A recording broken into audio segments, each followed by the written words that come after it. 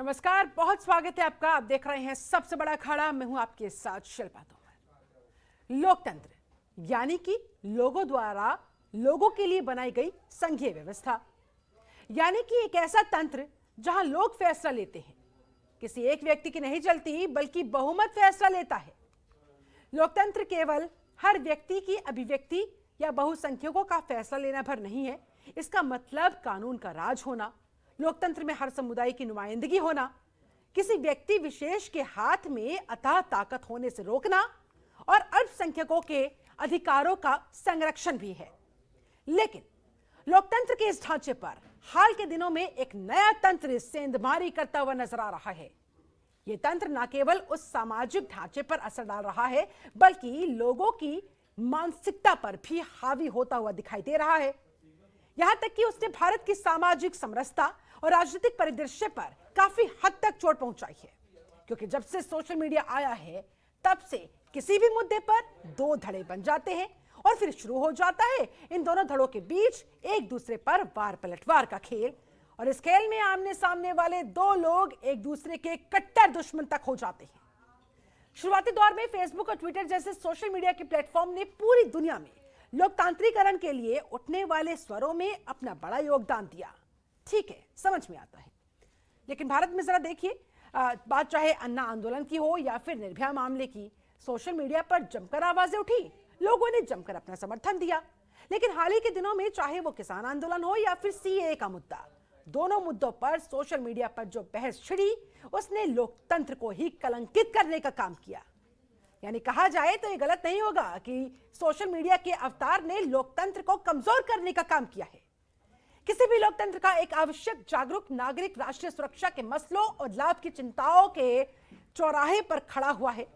Social media किसी खास विचारधारा या फिर संगठन के लोगों का इको चैम्बर बन गया है, जो विरोधी पक्ष को परेशान करने के लिए भीड़ के तौर पर काम करता है। इस तरह से सामाजिक दुर्भावना बढ़ती है। ऐसे डिजिटल गिरोह के सदस्य आपस में मिलकर विपरीत विचारधारा के प्रति सामूहिक हिफाजत की भावना से काम करते हैं। ऐसे में डिजिटल प्लेटफॉर्म पर भी हालात वही बन जाते हैं जैसे किसी भेदभाव वाले समाज में अलग अलग सामुदायिक समूहों के बीच भेदभाव होता है। और आखिर में समाज में ऐसे करतूत करने वालों की कोई जवाबदेही तय नहीं होती। सोशल मीडिया ने न सिर्फ सामाजिक सद्भाव को खतरे में डाला, बल्कि इसने राजनीतिक स्तर पर भी अच्छा खासा बड़ा प्रभाव डाला। आज आलम यह है कि भारत जिसकी व्यवस्था संघीय है, जहां एक दौर ऐसा था जब तीसरा मोर्चा चौथा मोर्चा बनता था, आज वहां पर चुनाव के दौरान वोटर सिर्फ दो धड़ों में बढ़ जाता है और गठबंधन की भूमिका खत्म होती नजर आ रही है। 2014 से लेकर अब तक लगभग सभी जगह यही ट्रेंड देखा गया है। ऐसे में बड़ा सवाल, क्या लोकतंत्र पर भारी पड़ता जा रहा सोशल तंत्र? आज की चर्चा इसी मुद्दे पर।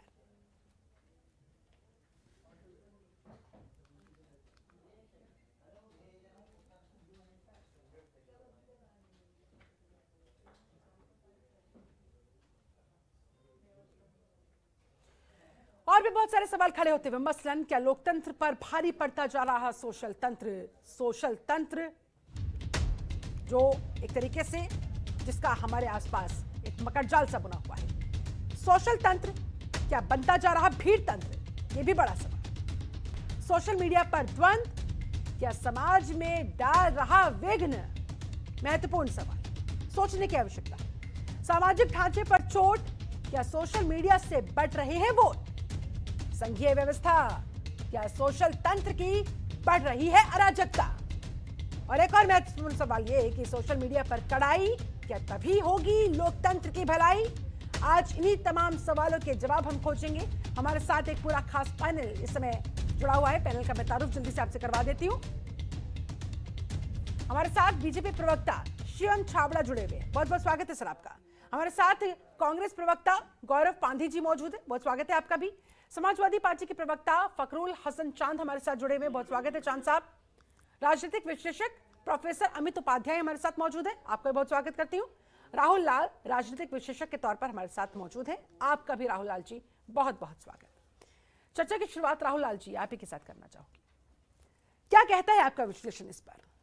क्या वाकई में लोकतंत्र में सोशल तंत्र इस हद तक हावी होता हुआ, ये भीड़ तंत्र इस हद तक हावी होता हुआ कि लोकतांत्रिक ढांचे को ही, इस पूरी संघीय व्यवस्था को ही नुकसान पहुंचता हुआ नजर आ रहा है।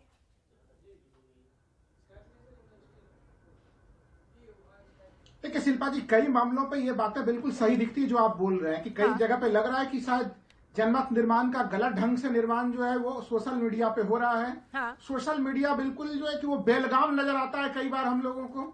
लेकिन इसमें जो अगर हम लोग देखें कि शुरुआती तौर पे जो आपने उदाहरण भी दिया कि कहीं कहीं यहाँ पे जिम्मेदारी थी कि आपको एक अभिव्यक्ति की आजादी के लिए प्लेटफॉर्म मिलता था, सभी लोग उस अभिव्यक्ति की आजादी का प्रयोग करते थे सोशल मीडिया पे। सही बात है। लेकिन देखिए, जब भी हम किसी भी अभिव्यक्ति की आजादी या किसी भी स्वतंत्रता का उपयोग करते हैं तो उसकी एक सीमा होती है कि हम किस सीमा तक जाएं उस स्वतंत्रता का प्रयोग करने के लिए, कहाँ पे वो हमारा सीमा रेखा हो। तो वो कई बार हम लोगों को वो सीमा रेखा टूटती नजर आती है। लेकिन हाँ, इसको कौन निर्धारित करे और किस मंशा के साथ निर्धारित करे, क्योंकि हम लोगों को ध्यान में है कि साल 25 फरवरी को सरकार ने सोशल मीडिया को कंट्रोल करने के लिए अचानक से कई सारे नियम लागू कर दिए थे जो 25 मई से उसको 2 महीने के बाद से उसको लागू होना था। लेकिन उसमें किसके ऊपर कार्रवाई हो रही है? जो सरकार का विरोध करते हैं उसके ऊपर आप कार्रवाई कर रहे हैं, जो सरकार का समर्थन में कुछ उल्टा पुल्टा लिख रहा है उसके ऊपर नहीं कर रहे हैं। जब यही सोशल मीडिया कंपनियां जब अमेरिका में होती है तो देखिए वहां पे कितने अच्छे अनुशासन में होती है।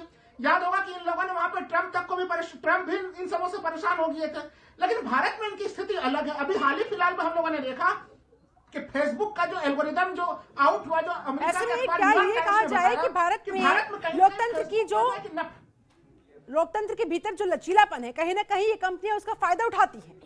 इस वजह से इनकी कोई बाउंड्री लाइन नहीं बन पाती है, कोई सीमा रेखा तय नहीं हो पाती है। कंपनियां शिल्पा जी, कंपनियां उस लचीलेपन का लाभ भी उठाती हैं और भारत सरकार जो है उसके ऊपर कार्रवाई करती है, वो कार्रवाई वन साइडेड होती है। आप अगर बीजेपी को या बीजेपी से संबंधित संगठनों को कोई खराब कहे तब तो आप एक्शन लेते हैं। लेकिन वही विरोधी दल के नेताओं के साथ अगर कोई कुछ अभद्र टिप्पणी कर रही हो तो फिर एक्शन नहीं लेते हैं। सिलेक्टिव अप्रोच अपनाई जाती है। प्लेटफॉर्म को न्यूट्रल प्लेटफॉर्म बनाने के लिए आवश्यक है कि नियामक एजेंसियां स्वतंत्र रूप से निष्पक्ष ढंग से क्रियान्वित करें। और ये कैसे हो पाएगा? प्रोफेसर अमित उपाध्याय, आपको क्या लगता है ये कैसे संभव हो पाएगा? सीमा रेखा तय की जानी बहुत जरूरी है लेकिन हो ही नहीं पा रही है और इसी बात का फायदा ये लोग उठाते हैं और कहीं ना कहीं लोकतंत्र को नुकसान पहुंचता है।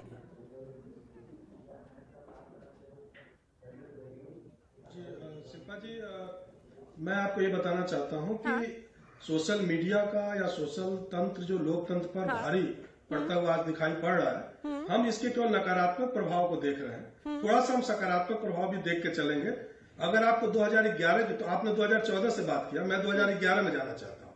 और कई ऐसी घटनाएं जैसे अन्ना हजारे का जो मूवमेंट हुआ या ट्यूनीशिया में आपने जो अरब स्प्रिंग जिसको कहा था कि अरब के देशों में लोकतंत्र के लिए आवाज उठाने का मसला उठा, तो कहीं कहीं उसमें सोशल मीडिया का ही रोल प्रबल दिखाई पड़ता है।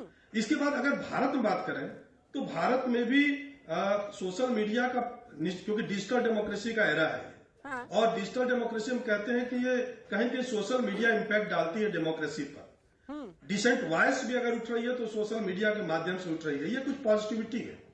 लेकिन कहीं ना कहीं आप ये देखिए कि आज क्यों सोशल मीडिया इतना प्रभावकारी हो रही है। कहीं कहीं मीडिया का रोल, इसका भी हमको स्टडी करना पड़ेगा कि क्या मीडिया ने निष्पक्ष तरीके से सभी मामलों को उठाया है। क्या आज भी मीडिया के द्वारा कहीं बायसनेस दिखाई पड़ रही है?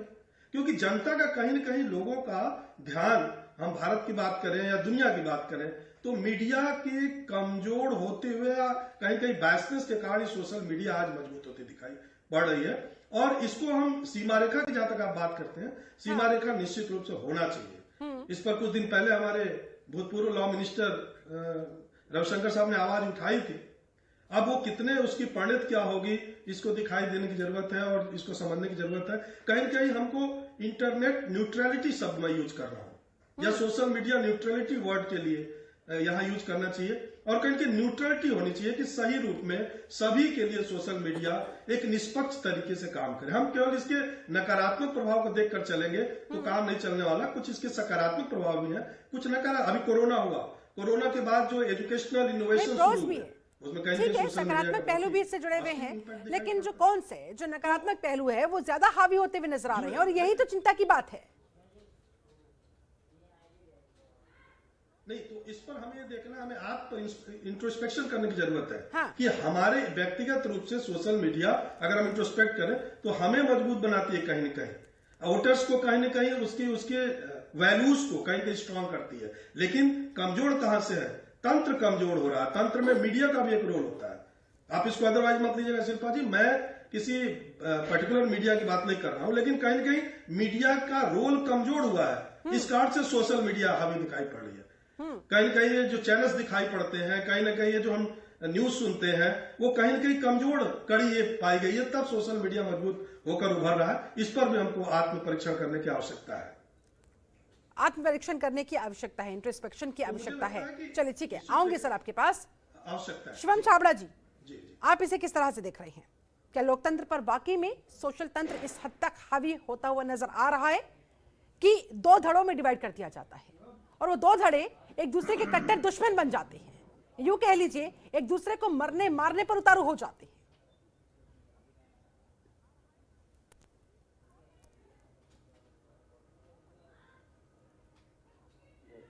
कि जिस प्रकार से भी हम अभी कह रहे थे, उसका नकारात्मक पहलू तो सबने बताया। हाँ। लेकिन सकारात्मक पहलू को भी हमको देखना चाहिए। ये बात सच है, आप सही कह रही हैं कि किस प्रकार की इंफॉर्मेशन वहां पर लेके जाई जाती है, सोशल मीडिया पर लेके जाती है, वो अनकन्फर्म्ड होती है। हाँ। वो जिसे कहते हैं तथ्यात्मक कई बार नहीं होती है। हाँ। पर वो सोशल मीडिया में कई बार वायरल कर दी जाती है। तो ये तो मेरे को as a viewer, as a consumer जिसे कह सकते हैं, या एज अ यूजर, मैं आकलन करने की स्थिति में रहा हूँ कि वो सही है कि गलत है। ये कहीं ना कहीं जिम्मेदारी मेरी भी बनती है। तो सेल्फ रेगुलेशन कंपनियों के माध्यम से भी होनी चाहिए और कहीं ना कहीं कंज्यूमर और यूजर के माध्यम से भी होनी चाहिए, इसमें किसी को दोहराए। दूसरी बात, मैं सकारात्मक पहलू की बात कर रहा हूँ। आपने कहा कि मैं इस पे उपाध्याय साहब से थोड़ा डिफर करता हूँ। हाँ। मुझे लगता है कि सोशल मीडिया एक ऐसा माध्यम है जिसको उपयोग करके प्रत्येक देशवासी ने, प्रत्येक व्यक्ति ने अपनी अपनी अपनी जिसे कह सकते हैं ना, अपनी भावनाओं को व्यक्त करने का एक माध्यम ढूंढ लिया हो। अपने दिल की बात वो कह सकता है, लिख सकता है, फोटो के माध्यम से इंस्टाग्राम पे पोस्ट कर सकता है। तो कहीं ना कहीं एक अच्छा सकारात्मक पहलू निश्चित रूप से है।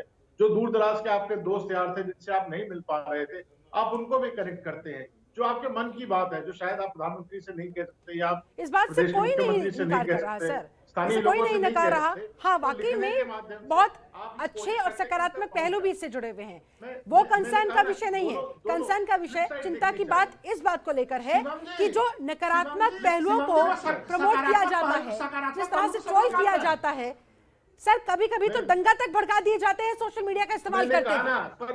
लेकिन राहुल बाबू की बात में थोड़ा और डिफेंड करता हूँ। हाँ। राहुल बाबू ने कहा कि सिलेक्टिव कहीं ना कहीं कार्रवाई की जाती है। हाँ। भाई, जब ट्विटर पे कार्रवाई हो जाए तो इनके जितने हम विपक्षी पार्टियों के लोग हैं, वो सदन में खड़े हो जाते हैं कि साहब देखिए आप तो ट्विटर पे कार्रवाई करते हैं, फला सोशल मीडिया साइट पे कार्रवाई करते हैं। हाँ। अरे हमने कोई अपने लिए थोड़ी ना कही, हमने तो ये कहा कि ओम्बड्समैन बना दीजिए, एक रेगुलेटर आप तय कर दीजिए। आपको तय करने में आपके काम करते हैं वहाँ के लोगों, वहाँ के आपके नेताओं के लेके चीजें ट्विटर की तरफ से भी तो आपने कार्रवाई कर दी। मेरे नेता नहीं, अगर वही चीज कांग्रेस के ऊपर हो रही है तो आप मार के बैठे हुए थे। अप्रोच है। नहीं, ये डिवीजन आपके राहुल गांधी को, लेकिन राहुल लाल जी, यहाँ पर सवाल ये भी तो खड़ा होता है ना, जब उन्होंने ट्विटर पर कार्रवाई की थी, सोशल मीडिया को कंट्रोल में लाने की कोशिश की थी, तब यही विपक्षी दल थे जो कूद रहे थे, जो तमाम तरह के सवाल उठा रहे थे।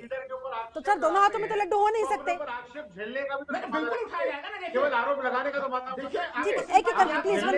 मैं आपके साथ कई मामलों, कई डिबेटों में मैं रहा था, उसमें भी आपको याद होगा शिल्पा जी, उसमें भी कई सारे डिबेट्स में मैं आपके साथ था। मैंने क्या कहा था कि सरकार ने आनंद फानन में काफी हड़बड़ी में किसान आंदोलन को देखते हुए कि किसान आंदोलन काफी ज्यादा लोकप्रियता पा रहा है सोशल मीडिया पे, उसके ऊपर नकेल कसने के लिए आ गई। तो वो जो मनसा है आपके कंट्रोल करने का, मनसा जो है न्यूट्रल होना चाहिए, वो न्यूट्रल मनसा नहीं था।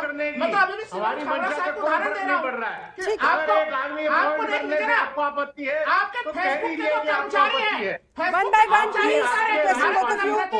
मैसेज को दुनिया में सबसे ज्यादा फैलाया जा रहा है मेरे भाई। तो कह दीजिए कि आपको दिक्कत है, फिर आप रेगुलेशन की बात मत कीजिए, फिर शुचिता की बात मत कीजिए, फिर आप आरोप की बात मत कीजिए। शांत रहिए ना, उसमें क्या दिक्कत है? आप ठीक है सर, आऊंगी आप दोनों के पास। गौरव पांडे जी हमारे साथ मौजूद है, कांग्रेस प्रवक्ता है। गौरव जी, सोशल मीडिया पर ये जो द्वंद्व छिड़ जाता है किसी भी मुद्दे को लेकर, चाहे वो राजनीतिक मुद्दा हो, चाहे वो सामाजिक मुद्दा हो, कहीं ना कहीं उसका दुष्प्रभाव पड़ता है फिर धरातल पर, लोगों के बीच में सामाजिक समरसता पर उसका विपरीत असर पड़ता है। क्या कहेंगे सर आप, ये कितना खतरनाक? देखिए, मेरा ये मानना है, आप कह रहे हैं कि लोकतंत्र पर भारी सोशल तंत्र है। मेरा तो ये मानना है कि लोकतंत्र की आखिरी उम्मीद जो है वो सोशल तंत्र है। हाँ, ये भी सही है कि इससे आप नकारात्मक कुछ नेगेटिव चीजें होती हैं, जहाँ पर कुछ काफी नेगेटिव है जिसका समाज पर बुरा असर पड़ रहा है, या फिर कहीं कहीं कुछ ऐसी गतिविधि हो रही है जो नहीं होनी चाहिए, तो उस पर कानूनी कार्रवाई है।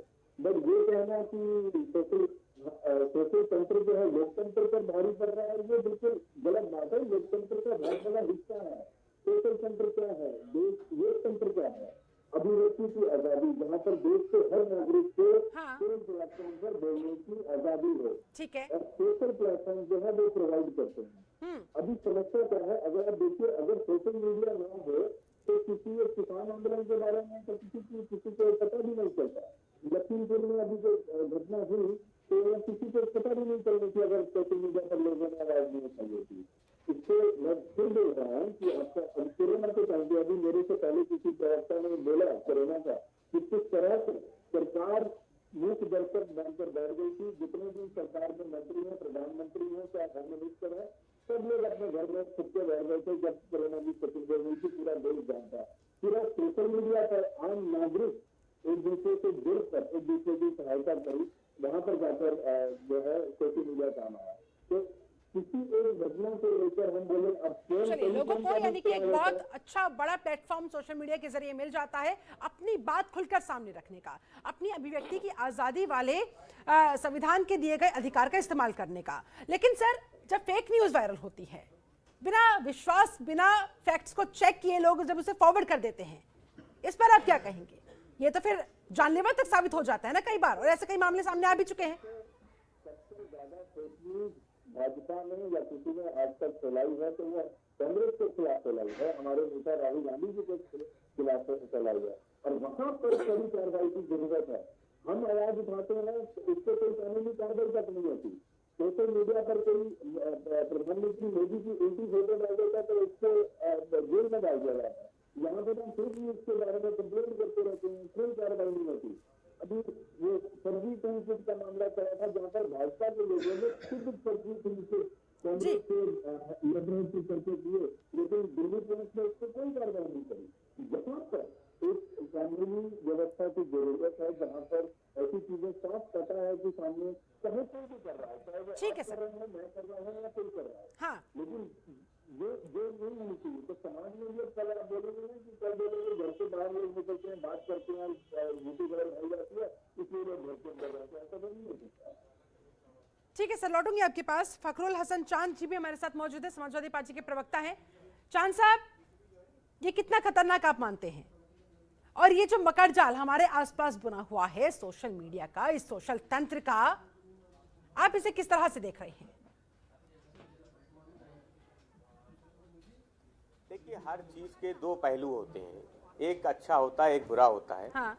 ये तो व्यक्ति पे डिपेंड करता है कि वो उसको किस तरीके से लेता है। लेकिन मैं इतना कहना चाहता हूं कि जो सोशल मीडिया पे आप खराब चीज देख रहे हैं, मैं बहुत जिम्मेदारी के साथ कहता हूं, वो केवल अगर नफरत की राजनीति के कहीं आप पोस्ट देखते हैं, बंटवारे के कहीं पोस्ट देखते हैं, तो आप ये जान लीजिए कि भारतीय जनता पार्टी की आईटी सेल उसके पीछे काम कर रही है। ये भारतीय जनता पार्टी के लोग ये कहते हैं कि हम कानून बनाना चाहते हैं, हम सुधार करना चाहते हैं, तो इनसे पूछिए ना कि क्यों ये जितने प्रोफाइल बनी हुई हैं, क्यों नहीं इनको आधार से जोड़ देते हैं? क्यों भारतीय जनता पार्टी के लोग जो आईटी सेल अपने, इनके पास तो पेड वर्कर हैं जो सोशल नेटवर्किंग साइट के लिए काम करते हैं। किसी राजनीतिक दल के पास हिंदुस्तान में एक एक करके शिवम जी आऊंगी आपके पास।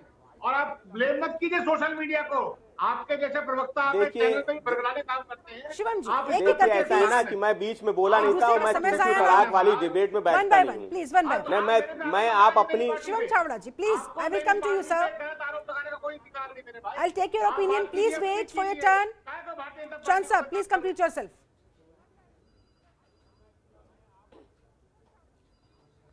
देखिए, भारतीय जनता पार्टी अगर चाहती है कि पारदर्शिता हो, सोशल नेटवर्किंग जितनी भी साइट्स हैं, चाहे फेसबुक हो, ट्विटर हो या और भी कुछ साइट हो, व्हाट्सएप हो, जो ग्रुप बने रहते हैं जिसपे मैसेज चलते हैं, हाँ। क्यों नहीं ये आधार से उनको लिंक करते हैं?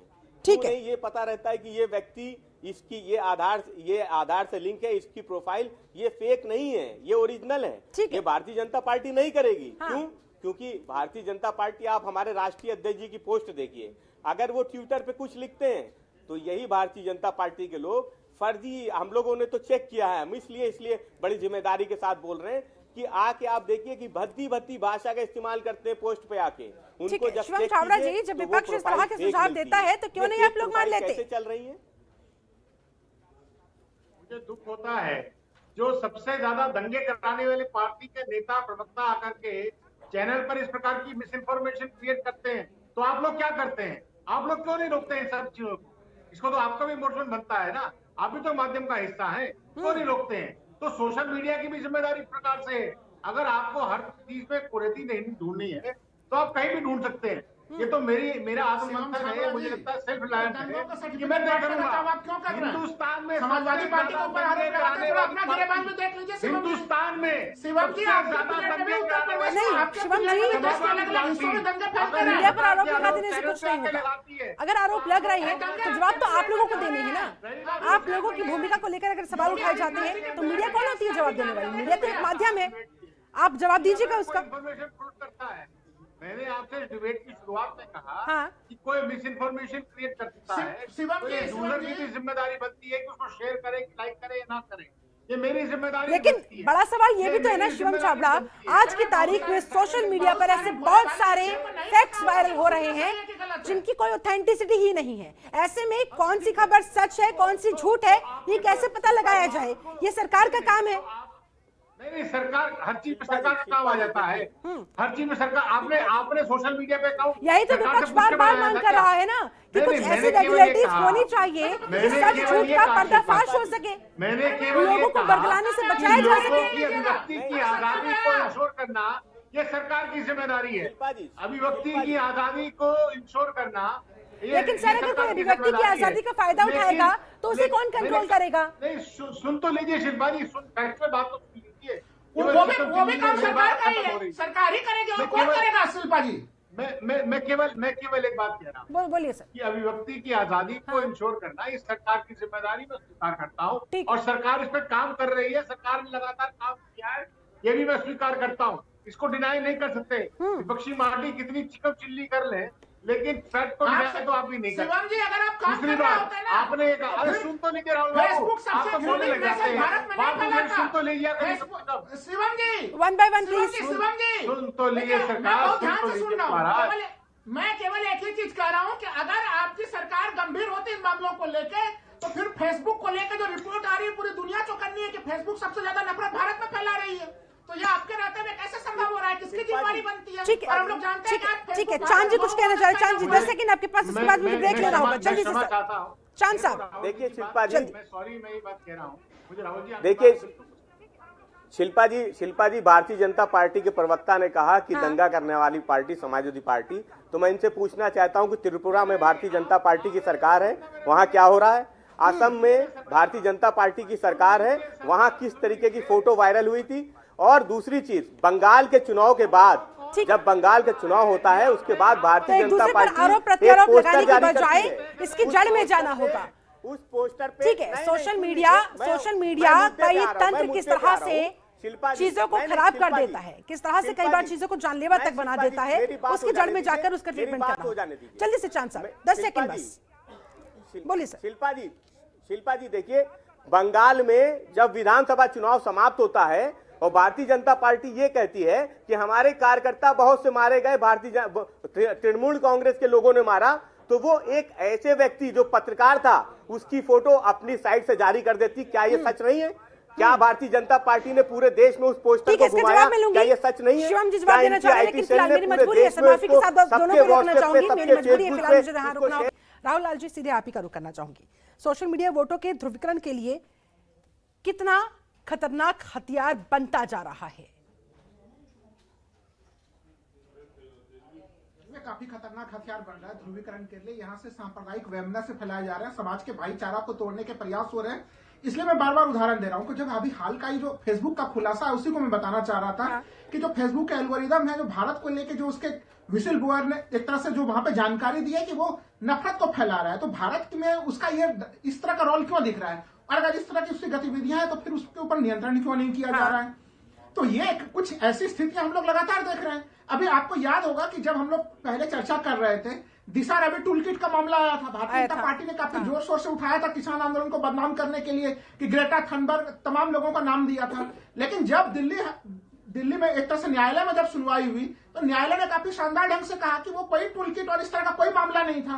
तो अब देखिए, भारतीय जनता पार्टी के तमाम लोग अलग अलग, कभी टूल किट, कभी कोई टूल किट, कभी कोई टूल किट लेके जो है कि कभी कांग्रेस के मामला को लेकर जो टूल किट का मामला आया था और उसमें ट्विटर ने जो ऑब्जेक्शन जताया था तो उसमें फिर ट्विटर पर शक्तियों का प्रयोग किया गया।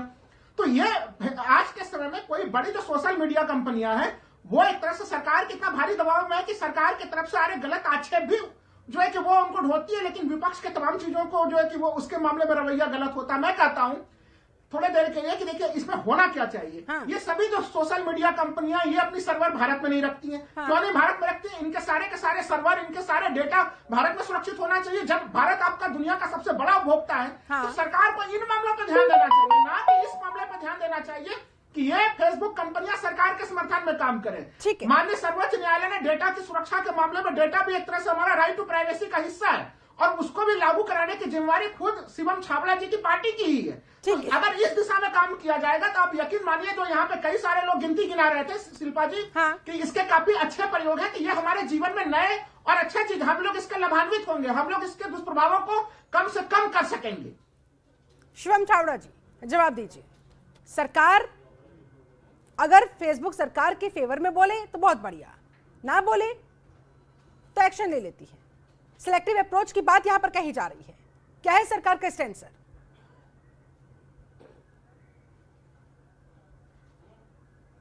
मतलब कोई भी सोशल मीडिया अगर बीजेपी के पक्ष में बोलती है तो बीजेपी नहीं बोलती, ऐसा बिल्कुल भी नहीं। और लगातार आपने, मैं नहीं कह रहा हूँ कि प्रेसिडेंट कह रहे हैं, पिछले 2 साल का 3 साल का रिकॉर्ड निकाल लीजिएगा, कितने आक्षेप विपक्षी पार्टियों के द्वारा बीजेपी लीडर्स पर लगाए गए, कितने ट्रोल बीजेपी नेताओं के खिलाफ किए गए, बीजेपी ने क्या कर, ये भी बता दीजिए। और दूसरी बात, किसी सोशल मीडिया साइट को इस प्रकार से कटघरे में तो शिवम जी, ट्रोल आर्मी, शिवम छाबड़ा जी, ट्रोल आर्मी भारत में लेके कौन आए? किसके तरफ से पहली बार कौन सी पॉलिटिकल पार्टी लाई जो कि दूसरे कोई भी अगर आपके विचारधारा से असहमति की चीज लिखे तो उसके ऊपर कार्रवाई हो जा रही है? अरे राहुल बाबू सुन तो लीजिए, मेरे को आपकी कोई बात समझ में नहीं आ रही।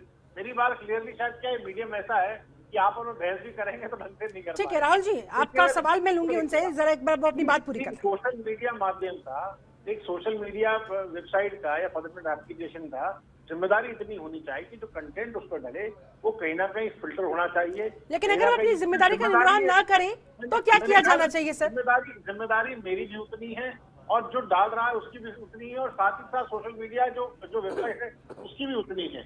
लेकिन अगर वो पैसे कमाने के चक्कर में, चीजों को वायरल करने के चक्कर में इस तरफ ध्यान ना दे तो क्या किया जाना चाहिए? ये देखिए, प्रेरोगेटिव है, ये हाइपोथेटिकल सिचुएशन है कि पैसे कमाने की जरूरत में मैं इसको कमेंट, लेकिन सर ऐसा होता है, ये हकीकत है, ये बात आप भी जानते हैं। बहुत सारी फेक न्यूज वायरल कर दी जाती है, किस लिए वायरल होती है बताने की आवश्यकता नहीं है। देखिए, मैं तो सोशल मीडिया की शुचिता पे बात कर रहा हूँ और कहीं ना कहीं आप निश्चित रूप से कड़खड़े रक्षा कीजिए, लेकिन इस बात को भी मत भुलाइए कि इसी सोशल मीडिया के अंदर ने जिस प्रकार से कोरोना काल के अंदर में लाखों करोड़ों लोगों तक रिलीफ पहुंचाने का काम किया, ये सोशल मीडिया के माध्यम से हुआ। ये बात स्वीकार कीजिए कि सोशल मीडिया के माध्यम से आज देश के प्रधानमंत्री से एक सामान्य कार्यकर्ता, सामान्य जो एक व्यक्ति है, तो कुल मिलाकर यानी कि प्रोज एंड कॉन्स सबके साथ है, लेकिन ये हमारी सोच पर निर्भर करता है कि हमें क्या सिलेक्ट करना है। इस बात को मैं स्वीकार करता हूँ कि आत्ममंथन और कहीं ना कहीं राहुल लाल जी आपसे एक सवाल करना चाह रहे हैं, एक बार राहुल लाल जी का सवाल सुन लीजिए सर। लेकिन कहीं ना कहीं उसको बिल्कुल कड़घड़े में खड़ा कर। शिवम जी आपके लिए एक सवाल राहुल लाल जी की तरफ से, सुनते हैं सर। शिवम जी देखिए, मैं तो कह रहा हूं कि टूलकिट का मामला ही ले लीजिए, उसका जवाब दे दीजिए। टूलकिट के मामले में, दिशा रवि के मामले में भारतीय जनता पार्टी का क्या पक्ष रहा? फिर उसके बाद अगला फिर टूलकिट का मामला लेके आपके एक बड़े प्रवक्ता साहब वो खुद ही एक बड़ा सा टूलकिट का मामला लेके आ गए थे। तो एक तरह से दूसरे लोगों को छोड़ दीजिए कि वो अपना जिम्मेवारी का निर्वहन करें। लेकिन आप लोग तो दुनिया के सबसे बड़े पार्टी हैं, आपके बड़े नेता ही अगर इस तरह से भ्रामक जानकारियां दे रहे हैं अगर, तो फिर अब उसका क्या समाधान है बताइए। और वैसे स्थिति में अगर सोशल मीडिया कंपनियां कुछ एक्शन लेना चाहती है तो फिर आप कानून लेके आ जाते हैं। आप कानून लाइए, मैं वही तो कह रहा हूँ, कानून लाइए, लेकिन कानून इसके लिए लाइए कि वो अपना सर्वर भारत में लगाए। वो ठीक है राहुल जी, आपका सवाल हो गया। इस प्रकार के कानून जवाब शिवम जी से एक ही करते हैं ताकि सबको समझ में आए। जब सोशल मीडिया के विषय को लेकर के सरकार किसी कंपनी के पास जाकर के उनसे कोई मांगती है तो हमें इस बात का दुर्भाग्यपूर्ण स्थिति है। हिंदुस्तान एकमात्र ऐसा देश होगा तो ये कहता होगा जहां विपक्ष की स्थिति ऐसी है कि वो सरकार के साथ नहीं खड़ी होगी, बाकी जगह खड़ी हो जाएगी। राष्ट्र हितों के विषय पर, राष्ट्र हितों के विषय पर मेरा केवल मामला ये है कि अगर एक पॉलिसी मैटर को लेकर हम सरकार अगर किसी कंपनी के पास जाती है तो हमारी अपेक्षा ये होती है कि विपक्ष हमारे साथ खड़ा हो और ये कहे कि हाँ साहब ये बात सही है, इसको ऐसा करने में किसी को आपत्ति क्यों है, क्यों है कांग्रेस। ठीक है, गौरव पांडे जी, क्या विपक्ष साथ में खड़ा होगा? लेकिन पहले भी कांग्रेस पार्टी या किसी और दल की स्थिति आप शिल्पा जी मुझसे ज्यादा बेहतर जानती है कि जब पूरा प्रकरण हुआ तो किस प्रकार से उनका एक्ट रहा है, ये मुझे कहने की आवश्यकता नहीं है, इस सबके सामने सार्वजनिक। ठीक है, इस मसले पर क्या विपक्ष साथ में खड़ा होगा? गौरव पांडे जी, अगर मेरी आवाज आप तक पहुंच पा रही है तो जवाब दीजिए।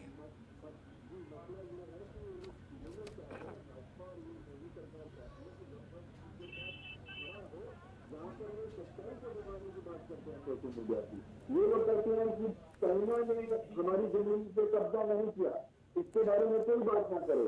कहीं पर दंगे हो रहे हैं, इसके बारे में कोई बात ना करे। लखीमपुर में किसानों को मारे जा रहे हैं, इसके बारे में कोई बात ना करे। देखो विपक्ष हमारे साथ नहीं खड़ा होगा। सबसे ज्यादा जहाँ पर समस्या ये है किसी भी देश में फेक न्यूज से लड़ने के लिए और सोशल मीडिया के द्वारा फैलाए गए जहर से लड़ने के लिए सरकार की जिम्मेदारी होती है, लेकिन यहाँ पर सरकार खुद ही इन कामों में लगी है। ठीक है, और जब हम लोग आवाज उठाते हैं तो कहते हैं कि देखो कि विपक्ष हमारे साथ खड़ा हो रहा है। ये उनका ड्रामा जो है सरकार का, भाजपा का, ये चल रहा है। ठीक है, फखरुल हसन चांद जी, आपका इस पर क्या मत है? कम से कम इस मुद्दे पर तो पक्ष विपक्ष को एक साथ आना चाहिए ना, क्योंकि ये समाज की समरसता का सवाल है, लोगों की भलाई का सवाल है, लोकतंत्र की भलाई का सवाल है। देखिए, मैं तो चाहता हूं कि सुधार हो। मैंने तो अपनी बात ही सुधार से की थी कि क्यों नहीं कम से कम आप, अगर शिल्पा जी आप अभी चैनल पे मेरे साथ बैठी डिबेट कर रही हैं, मैं चाहता जितनी देर में मैं आपसे बात कर रहा था मैं आपकी प्रोफाइल तैयार कर देता, फेसबुक पे भी तैयार कर देता, ट्विटर पे भी तैयार कर देता और दूसरी प्रोफाइल आपकी तैयार हो जाती। आखिर ये चीज कैसे रुकेगी?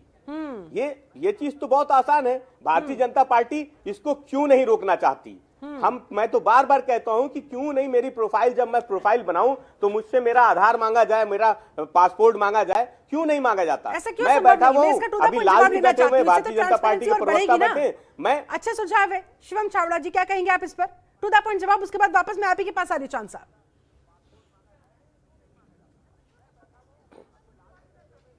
फेक आईडीज बनी रुक जाएंगी और ये अच्छी बात है। शिवम छावड़ा, चाहे वो फेसबुक हो चाहे वो ट्विटर हो, मेरी आवाज आप तक पहुंच रही है सर?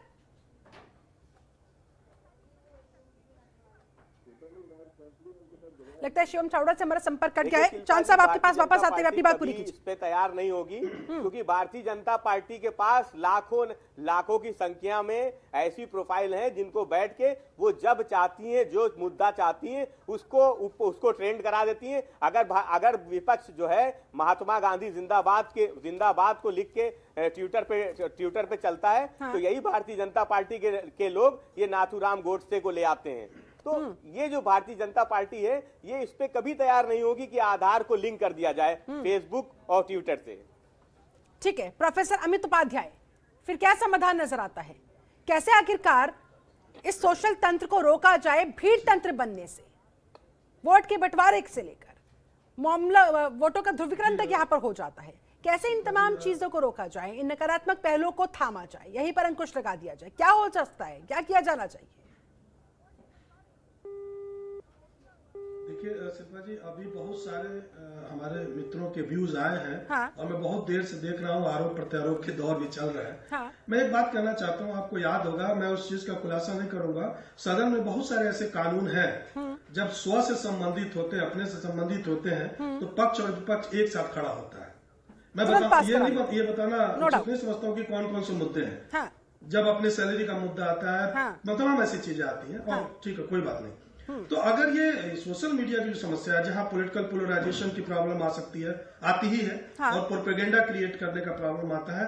सबसे बड़ी बात अभी तक जो चीज जो पहलू अछूता रहा, फॉरेन इंटरवेंशन भी होता है कई बार। जैसे ट्रंप जब 2016 में चुनाव लड़ रहे थे तो रशियन इंस्टीट्यूशंस ने इसी सोशल मीडिया के माध्यम से अमेरिकन इलेक्शंस में इंटरवेंशन किया, जिसका आरोप प्रत्यारोप बहुत दिनों तक चलता रहा। तो यहाँ पे जो आप समस्या का समाधान पूछ रही हैं, तो सबसे बड़ा समाधान ये होगा कि ये निश्चित रूप से आज देखिए बहुत सारी जगहों पर चाहे 370 हटाने का मुद्दा कश्मीर में आया हो या अभी किसान आंदोलन हो, 144 धारा से पहले इंटरनेट को रोकने के ऊपर रोक लगा दी जाती है, क्योंकि माना जाता है कि कहीं कहीं कैनाट्स या अफवाह फैलाने का काम करती है, ऐसा माना जाता है। मुझे लगता है कि जब सदन में कानून बन रहे होते हैं, वहाँ पक्ष विपक्ष को एक साथ खड़े होकर इसके खिलाफ एकजुट होकर और ऐसा कठोर कानून बनाना चाहिए ताकि कोई भी किसी प्रकार का मिसयूज सोशल मीडिया के माध्यम से न हो पाए। क्योंकि अगर हम इस तरह के डोमेस्टिक लॉज बनाते हैं तो कोई भी, चाहे वो कोई फेसबुक हो, ट्विटर हो, इंस्टाग्राम हो, कोई भी ये दुस्साहस नहीं कर सकता है कि वो हमारे देश में किसी प्रकार की अफवाह उड़ाए। पॉलिटिकल पार्टीज, ये सही बात है, हमारे कुछ मित्रों ने इसको कहा अभी, पॉलिटिकल पार्टीज प्रॉब्लम कहां से आती है? पॉलिटिकल पार्टीज अपने अनुसार जब उन्हें लगता है कि इससे हमें फायदा हो रहा है तो वहां पे वो प्रोपेगेंडा जो क्रिएट किया था सोशल मीडिया के माध्यम से उसको जारी रहना देना चाहते हैं, और जैसे ही उनको लगता है कि हमारे खिलाफ है तो तुरंत उसको रोकने का प्रयास करते हैं। मैं ये नहीं कहूंगा, किसी दल के बारे में नहीं बात करूंगा, हर दल के पास अपने आईटी सेल्स हैं और उसके तरह तरह के कार्य उसमें हो रहे हैं अपने अपने फायदे के लिए। इस पे लगाम लगाने की जरूरत है, अंतर मन से इसको रोकने की जरूरत है, और सभी लोग जब एकजुट हो जाएंगे तो मुझे लगता है सदन से तमाम साइबर लॉज में संशोधन करने की आवश्यकता है, और ये हो सकता है बड़े आराम से, हो सकता है अगर करना चाहे तो। बस हमें एक ठीक है, अगर मंशा हो निर्णय लेना होगा तो किया जा सकता है, करना चाहे तो। ठीक है, शोम थावड़ा जी आपके पास आते हुए चांद साहब ने आपसे एक सवाल किया था कि जो फेक आईडीज बनाई दी जाती है, फेसबुक की बात कर ले, इंस्टा की बात कर ले या फिर ट्विटर की बात कर ले, आखिरकार आधार कार्ड से लिंक करने में क्या प्रॉब्लम है? आधार कार्ड से लिंक कीजिए ताकि खुद ब खुद फेकनेस सामने आ जाए। अगर कोई मामला गड़बड़ वाला है, झूठा है, जालसाजी भरा है, वो खुद ब खुद कैटेगराइज होकर डिलीट मारा जा सके। इसमें क्या समस्या है सर? फेक आईडी का प्रश्न किसने पूछा शिल्पा? चांद साहब, समाजवादी पार्टी के प्रवक्ता। उनसे पूछ लीजिए कि उन्होंने कितनी बनाई हुई है। अगर वो इतने दावे से कह रहे हैं तो उनसे पूछ लीजिए कितनी उन्होंने बनाई है, बनवाई है। दूसरी बात आपने कही कि आधार कार्ड से लिंक आप 10 मिनट का समय दीजिए, मुझे कोई समस्या नहीं है। आप 10 मिनट लेके बैठिए, 10 मिनट में आपकी आईडी अभी मैं क्रिएट कर दे रहा हूँ इसी चैनल पे, इसी डिबेट पे बैठे बैठे। सर सुनने का वादा रखिए ना, केवल बोलने के लिए थोड़ी आते हैं, सुनना भी सीखिए। डिबेट का मतलब आदान प्रदान है। आपके साथ समस्या है कि आप सिर्फ सुनना, आपसे बोलना चाहते। दूसरी बात आपने ये कही कि आधार से लिंक क्यों नहीं करते।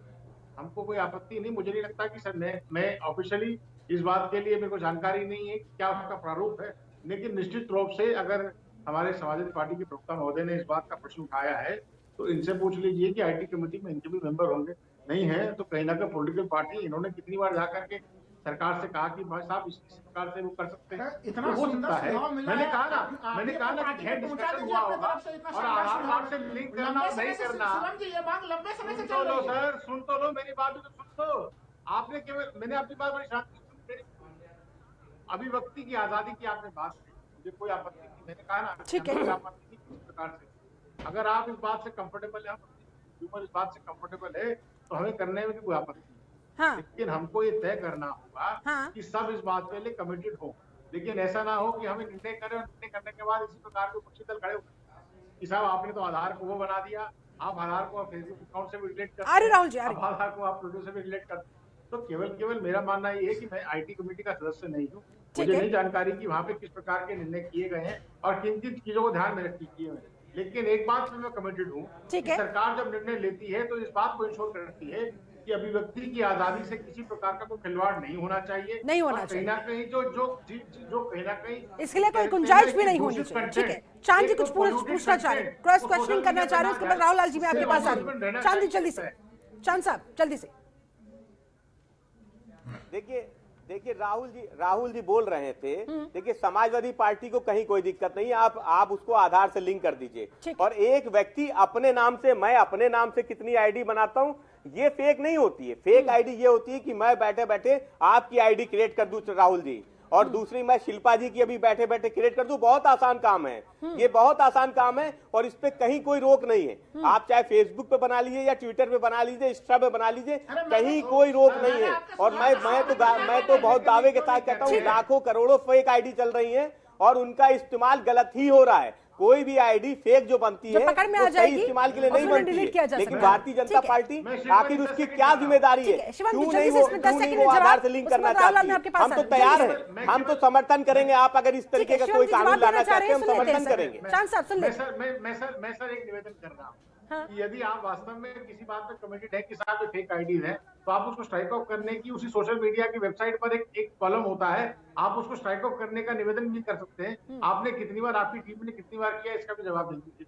भाई मैंने कहा ना, जिम्मेदारी तय करना बहुत आसान है। आप कह सकते हैं कितने को करूं, लाखों को कर दूं, करोड़ों को कर दूं, लेकिन बहुत अच्छी बात है, मैं स्वागत योग्य है। अगर आपने करी है तो स्वागत योग्य है, तो उसको उसका वेलकम करता हूँ। लेकिन हर बात पर जिम्मेदारी पूर्वक बातचीत करना भी जरूरी है ना सर। लेकिन सर सरकार में है तो फिर जिम्मेदारी तो आप ही की बताएंगे ना, विपक्ष को तो फिर मौका मिलेगा ही सवाल पूछने का भी और आरोप लगाने का भी। चलिए ठीक है, आऊंगी आपके पास। राहुल लाल जी काफी देर से कुछ कहना चाह रहे, जल्दी से राहुल लाल जी आपका फाइनल कमेंट भी साथ ही साथ चाहूंगी। आखिरकार सोशल मीडिया का ये पूरा तंत्र, ये पूरा मकड़जाल हमारे समाज को किस दिशा में आगे ले जाता हुआ और क्या दशा इसकी तय करता हुआ, फाइनल कमेंट।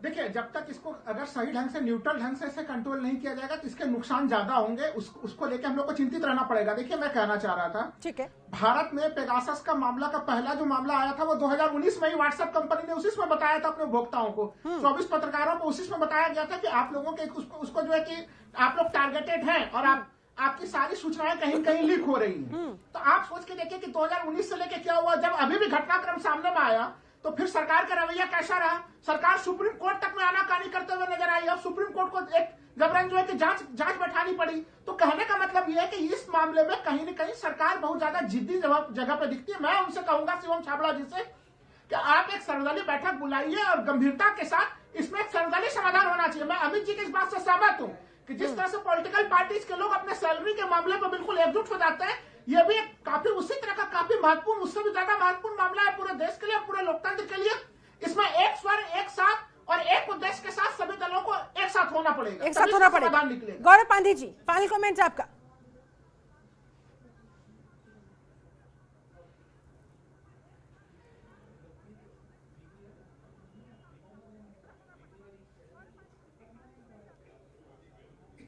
लगता है संपर्क हमारा उनसे कट गया है। चांद साहब, फाइनल कमेंट चाहूंगी आपका, क्या उम्मीद है आपको?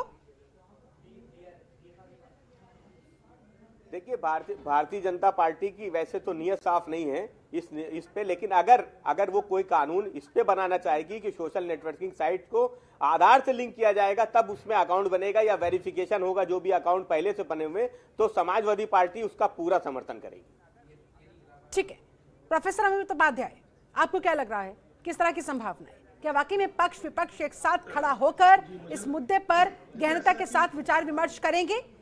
जनता के भलाई के लिए, लोकतंत्र की भलाई के लिए कोई समाधान ढूंढेंगे? कोई कड़ा एक्शन लिया जाएगा? जी बिल्कुल, इसमें समाधान ढूंढना ही पड़ेगा और ये कोई बहुत ही कठिन काम नहीं, कोई दुरूह कार्य नहीं है। क्योंकि ये साइबर लॉज में बहुत सारे संशोधन करने की आवश्यकता है और एक कठोर नियम बनाने, कानून बनाने की आवश्यकता है। अगर सभी पक्ष विपक्ष सभी मिल, क्योंकि इससे सभी का नुकसान हो रहा है। आज जो पक्ष हो सकता है कल विपक्ष हो जाए और कल जो विपक्ष हो पक्ष हो जाए, ये कोई नहीं जानता, क्योंकि लोकतंत्र में जनता का शासन है। हम किसे भी लाते हैं, ये हमारे विल पावर के ऊपर डिपेंड करती है। तो इसलिए इस समय सभी को एकजुट होकर साइबर लॉज में संशोधन करते हुए कठोर कानून बनाने की आवश्यकता है। और यदि कठोर कानून बनेंगे तो सोशल मीडिया के जो डिमेरिट्स हैं उस पर बहुत हद तक हम रेस्ट्रिक्शंस लगा सकते हैं और लगाने की आवश्यकता है। लेकिन फिर सर, सरकार को कहीं ना कहीं एक मौका मिल जाता है ये कहने का कि देखिए, जब हम एक्शन लेते हैं तो अभिव्यक्ति की आजादी को खतरा विपक्ष बता देता है और जब हम एक्शन नहीं लेते तो तमाम तरह के सवाल और आरोप ऑलरेडी हम पर मर दिए जाते हैं। इसका क्या बीच का रास्ता निकाला जाना चाहिए? देखिए, नहीं, ऐसा कुछ नहीं है। सरकार चाहे तो बहुत कुछ कर सकती है। आपने देखा सरकार ने जब मन बनाया तो कश्मीर में किस तरह से 370 की धारा, क्योंकि उसमें भी यही समस्या आती थी। मैं नहीं कहता कि वो क्या हो सकता है, लेकिन जब सरकार ने विल पावर बनाया तो कर डाला। सरकार जो भी सरकार करना चाहती है, करना चाहेगी करना चाहे तो कर सकती है। ठीक है, शिवम चावड़ा, जाते जाते आपका आश्वासन, आपका फाइनल कमेंट। सरकार चाहे तो सरकार ठीक है। नोटबंदी कर सकती है, सरकार की आजादी को इंश्योर करने के लिए कमिटेड है, इसमें कहीं को दो राय नहीं है। लेकिन इस बात को हमको ये भी ध्यान रखना होगा कि जो यूजर हैं, जो उसमें इंफॉर्मेशन डालते हैं, वो ये ध्यान दें कि वो कमिटेड हो और कहीं ना कहीं वो फॉल्ट कमिटेड ना हो, कहीं झूठी और अनकन्फर्म्ड इंफॉर्मेशन उस पर ना पुट अप करें। इस बात की जिम्मेदारी भी हम सबको निभानी होगी। निश्चित रूप से सरकार की जो काम है, सरकार काम करेगी, इसमें कोई दो राय नहीं। बहुत बहुत शुक्रिया आप सभी खास मेहमानों का मेरे साथ इस चर्चा में जुड़ने के लिए, समय निकालने के लिए बहुत बहुत शुक्रिया, बहुत बहुत धन्यवाद। तो कुल मिलाकर सोशल मीडिया के इस मकड़ जाल से बचने के लिए सारी जिम्मेदारी सिर्फ सरकार के नहीं, आप लोगों की भी होनी चाहिए। आप लोगों को भी अपनी आंख नाक कान खोल कर रखने चाहिए, अपने दिमाग का इस्तेमाल करना चाहिए, अपने विवेक का इस्तेमाल करना चाहिए। क्या सच है, क्या झूठ, क्या सही है, क्या गलत, खुद से अपने विवेक के आधार पर फैसला लें, उसके बाद किसी बात पर विश्वास करें। इस तरह से इस मकड़ जाल से आप खुद को भी बचा सकते हैं, अपने आसपास मौजूद लोगों को भी बचा सकते हैं। चलिए, मेरे साथ इस खास चर्चा में जुड़ने के लिए आप सभी का बहुत बहुत शुक्रिया। बने रहे जनतंत्र टीवी के साथ। नमस्कार।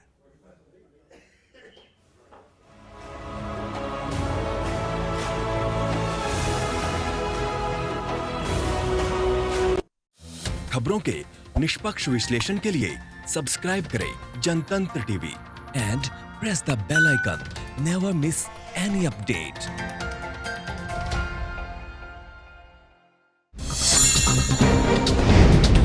डाउनलोड कीजिए जनतंत्र टीवी ऐप को, जो कि अवेलेबल है गूगल प्ले और ऐप स्टोर पर। अधिक जानकारी के लिए अभी डाउनलोड करें।